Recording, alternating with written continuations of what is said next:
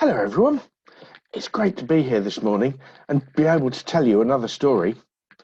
Today, Martin's going to be talking to us about money. Money, money, money, must be funny in the rich man's world. So I thought it might be a good idea to take a look at another one of Jesus' parables about money. I wonder, can you guess which one? Did anyone guess the parable of the talents? Well, if you did, you're absolutely right. But before we look at that, what is a talent? Well, originally a talent was a unit of weight that was used to weigh out gold and silver. And when it was referred to as a talent in the Bible, it usually meant a unit of currency. But it was a pretty big unit of currency, a lot bigger than our £50 note today. In the Bible, a talent was worth about 6,000 denarii, and a normal person would expect to earn about a denarii a day for their labour. So a talent was equivalent to maybe 16 to 20 years' work. Anyway, let's get back to the story. You see, there was this rich man who was going on a long journey, but he didn't know how long he would be going for. So he decided to trust his servants to look after things while he was away, to look after his money while he was gone. He called his 3 servants to him and then told them what he was going to do. To the first servant, he gave 5 talents of gold. To the second, 2 talents. And the third got 1 talent. He told them to look after his money while he was away. The first 2 servants were overjoyed by the trust that their master had shown in them. They immediately got to work. They used the money to start businesses, which became successful. They worked hard and their investments paid off, and the money started to grow. But the third servant was angry. Why had he only got 1 talent when the others had got so much more?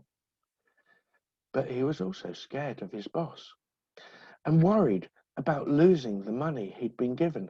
So instead of using it wisely and investing it, he locked it away for safekeeping. None of the servants knew how long their master would be gone for, so the first 2 servants kept working hard. But the third was nowhere to be seen. After a long time, the rich man returned from his travels, and he called his servants to him. To the first he said, "Okay, so I gave you 5 talents. What have you done with them?" The servant replied, "I used them to start a business, and since you've been away, I've doubled your money. Look, here are the 5 talents you gave me, and here are 5 more." The rich man was pleased. He was so pleased that he told the servant to keep the money and keep working and continue to share in his master's blessing. Similarly, with the second servant, who had also doubled his master's money, he too remained in his master's pleasure and was given even more responsibility. But then he came to the third servant. He asked him, "What have you done with the money that I gave you?" The servant replied a little bit sheepishly, "Master, I knew that you were a hard man, harvesting where you've not sown and gathering where you've not scattered seed. I was afraid and I didn't want to lose the money you gave me, so I locked it away for safekeeping. See, here is what belongs to you." At this, the master was furious. He told the servant that he was lazy and wasteful, that he didn't deserve even what he had because he'd done nothing with it. He took the money away from him and gave it to the first servant to look after. Then he chucked servant number 3 out of his house for good. The first 2 servants were pleased that their master had trusted them with his money, so they chose to repay that trust by working hard, and as a result, they were rewarded with even more. And for us, you see, everything that we have is a gift from God. And God wants us to use what we've been given. We're not all given the same. We have different amounts.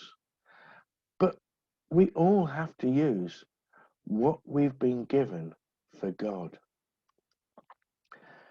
But I don't think this parable is only talking about money either. It's interesting that the word that we used here for money was talent, because we all have different gifts and talents, don't we? Whether it's music, dance, service, teaching, art, or any number of others. We need to recognize that these gifts and talents come from God and use them accordingly. If we do, God will multiply and strengthen them, and his kingdom will be extended. But if we don't, we're in danger of losing them. Don't be like servant number 3. Use your gifts and talents for the glory of God. Thank you.